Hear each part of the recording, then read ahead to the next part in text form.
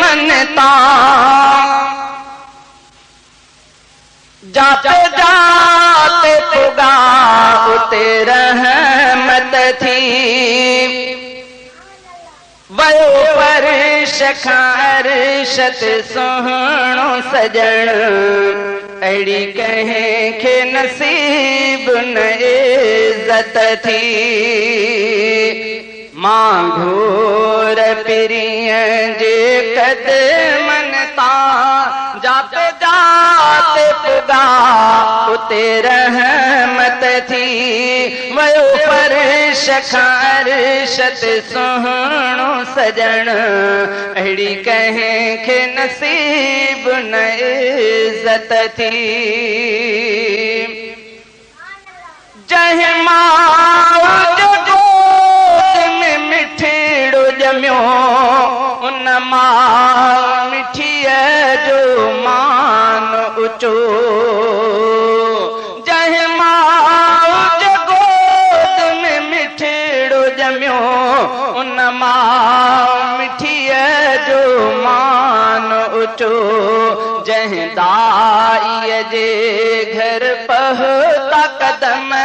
वॾी दाई हली मांजी शोहरत थी मयो फर्श खारशत सोहणो सजण अड़ी कहीं के नसीब न इज्जत थी मां घोर पिरिय जे कदमनता जाते जाते पुगा उते रहमत थी वयो फर्श खारशत सोहणो सजण अड़ी कहीं के नसीब न इज्जत थी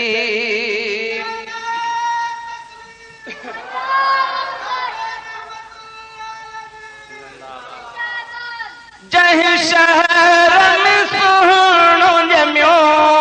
घुमियो उन शहर मके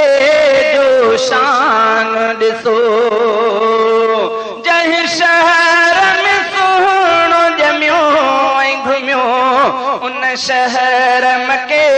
जो शान ॾिसो जंहिं स्वारीअ ते पिरी रखी आ कदम उन स्वारीअ में वॾी ताक़त थी मयो फर्श खारशत सोहणो सजण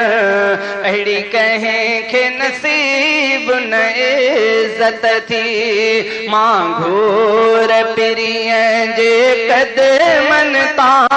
जाते जाते पुगा उते रहमत थी मयो फर्श खारशत सोहणो सजण अड़ी कहीं के नसीब न इज्जत थी जे कदम पिरिय जा मदीने पुगा थिया आला मदीने जा रुतबा जे कदम पिरिय जा मदीने पुगा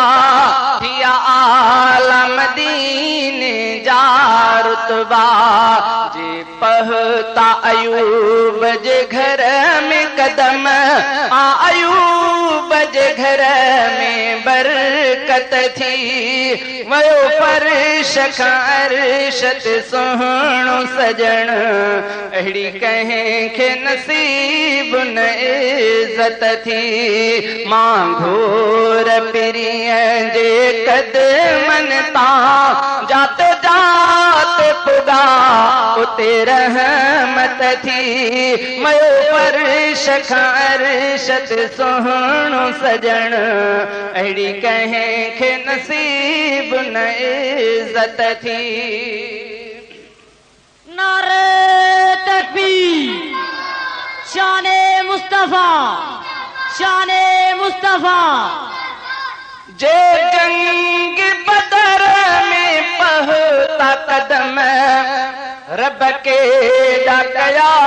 उन ॾींह करम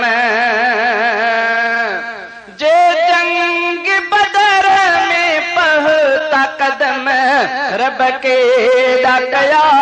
उन ॾींह करम कुफरान जी बुछड़ी हालत थी इस्लाम जी आला नुसरत थी मयो परश खां अरशत सोहणो सजण अहिड़ी कंहिंखे नसीब न इज़त थी मां घोर पिरीअ जे कदमन तां जाते जाते पुगा उते रहमत थी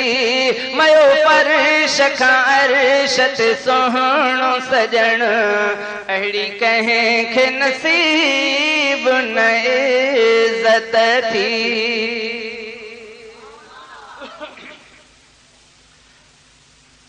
हक चार चवां निर्वार चवां हक चार चवां निर्वार चवां हिकु भेरो छो बार बार चवां सारा सचन जी गाया पयो नींहं उन्हनि सां निभाया